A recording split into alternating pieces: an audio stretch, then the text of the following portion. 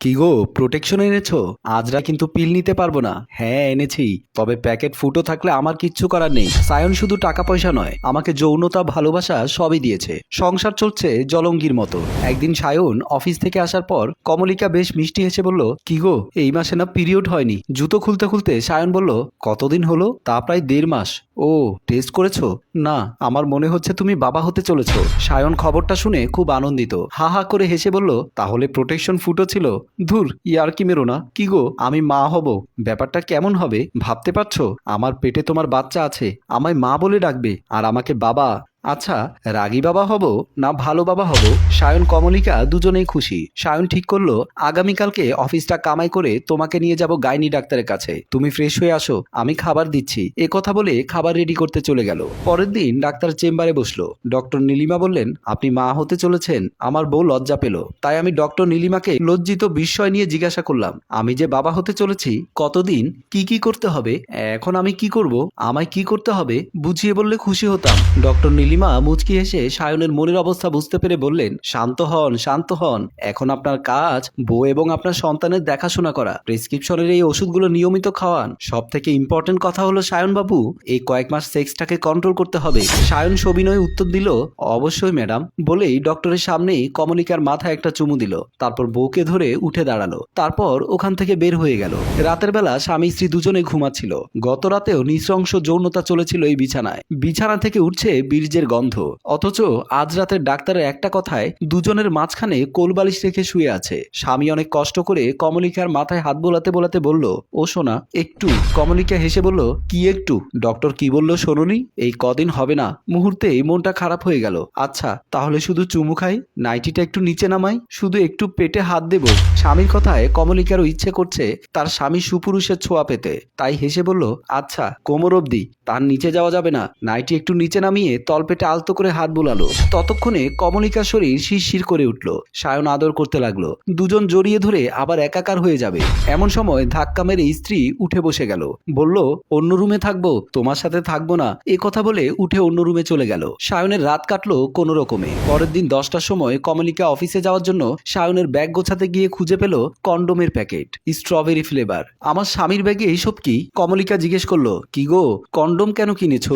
ও sorry sorry, এতদিনের অভ্যেস, তাই ভুলে নিয়ে ফেলেছি। কমলিকা সংসার করছে 3 বছর হলো। সে জানে তার স্বামী কেন কন্ডোম কিনলো। নিশ্চয় কোনো খারাপ কাজে জড়িত হয়ে গেছে। রাতেও চুমু খেয়ে শুয়ে পড়ল সায়ন।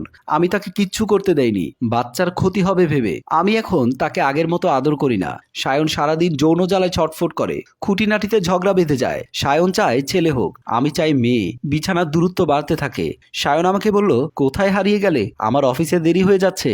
কমলিকা নীরবতা ভেঙে ও সরি বলে অফিস ব্যাগটা দিয়ে স্বামীকে অফিসে পাঠিয়ে দিল।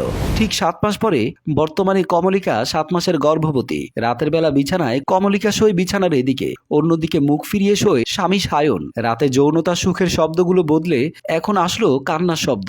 বাচ্চা হবার আগে মেয়েদের সাইকোলজিক্যাল একটা আমূল পরিবর্তন আসে। সেটা কি করে বুঝবে একটা সিভিল ইঞ্জিনিয়ার স্বামী? বাড়তে থাকলো দূরত্ব।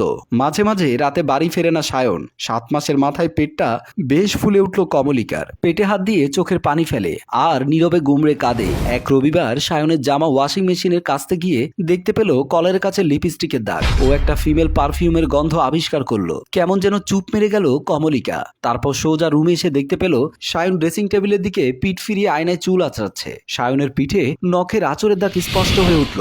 কমলিকা একভাবে তাকিয়ে আঁচড়গুলোর দিকে, চোখ থেকে বড় কষ্ট, বড় দুঃখের কয়েকটা নোনা জল বেরিয়ে গড়িয়ে পড়তে লাগলো গাল বেয়ে। অম্লান গলায় কমলিকা সায়নকে জিজ্ঞেস করলো, কি গো, বাচ্চাটা নষ্ট করা যাবে? আমি মা ডাক শুনতে চাই না। অ্যাবর্শন করা যাবে? সায়ন কমলিকার এক কথায় রেগে গিয়ে বলল, কেন? বাচ্চাটা কি শুধু তোমার? বাচ্চাটা আমারও। এত স্যাক্রিফাইস করেছি বাচ্চাটার জন্য, আর তুমি আজ বাচ্চা নষ্ট করার কথা বলছো? কমলিকা চেঁচিয়ে কেঁদে বলল, স্যাক্রিফাইস মানে? আমি প্রেগনেন্ট, পেটে 7 মাসের বাচ্চা আমার। 4 মাস শুধু তোমাকে সময় দেয়নি বলে তুমি বলছো স্যাক্রিফাইস করেছো, তাও আবার আমার প্রেগনেন্সির সময়। সায়ন চেঁচিয়ে বলল, একটা কথা কান খুলে শুনে রাখো, যৌনতা বাদে ভালোবাসা হয় না। কমলিকা শুকনো হেসে বলল, তবে তো তুমি আজকাল অনেকের ভালোবাসা পাচ্ছ। নিজের শরীরের খিদা মেটাতে রাতে অন্য মেয়ের সাথে রাত কাটাচ্ছ, মানেটা কি?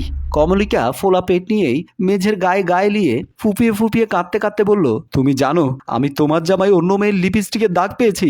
বাচ্চা বড় হয়ে এমন বাবাকে শ্রদ্ধা করবে তো?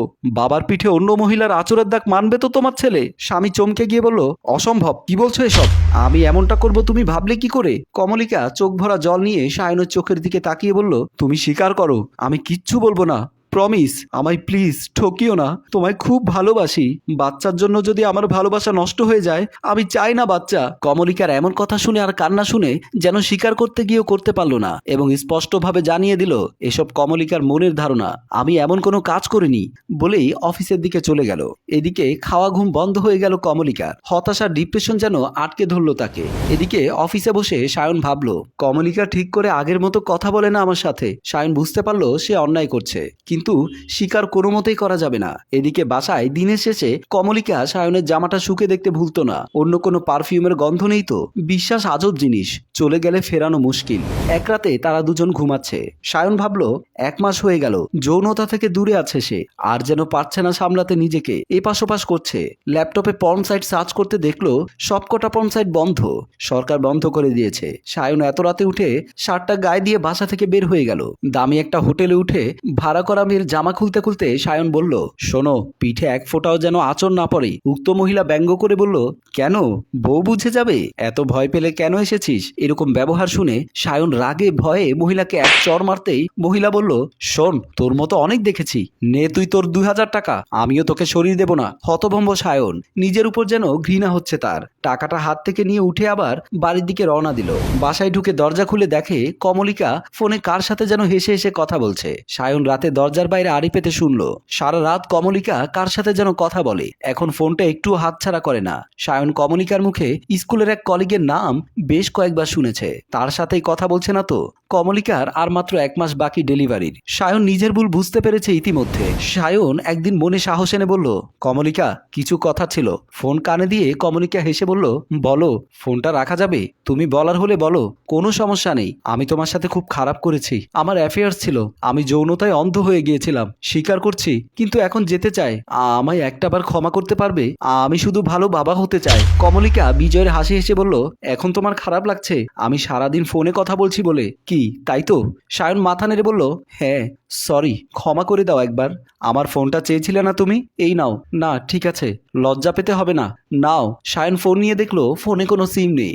আসলে কমলিকা ফোন করার নাটক করছিল যাতে সায়নের খারাপ লাগে। কমলিকা আসলে বোঝাতে চেয়েছিল ভালোবাসার অর্থ।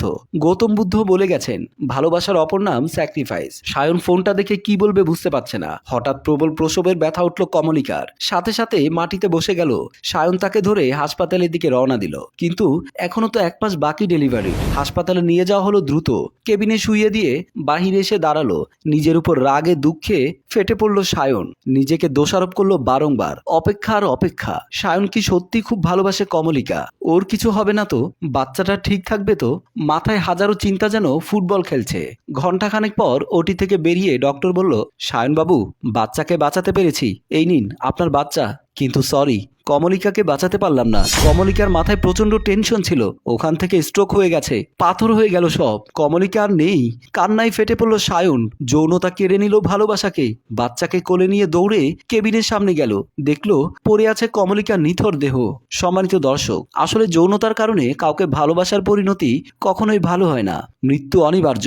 কথায় আছে, বউ হিসেবে যাকে আপনি পেয়েছেন সেটা হলো আল্লাহর দান, আপনার জন্য রহমত, আর অন্য বেগানা মেয়েগুলো পুরুষের জন্য অভিশাপ। গল্পটি ভাবনা প্রযোজনায় মঞ্জুর মোর্শেদ, পরিচালনায় রেজাউল কবির চৌধুরী, ক্যামেরায় হানিফ।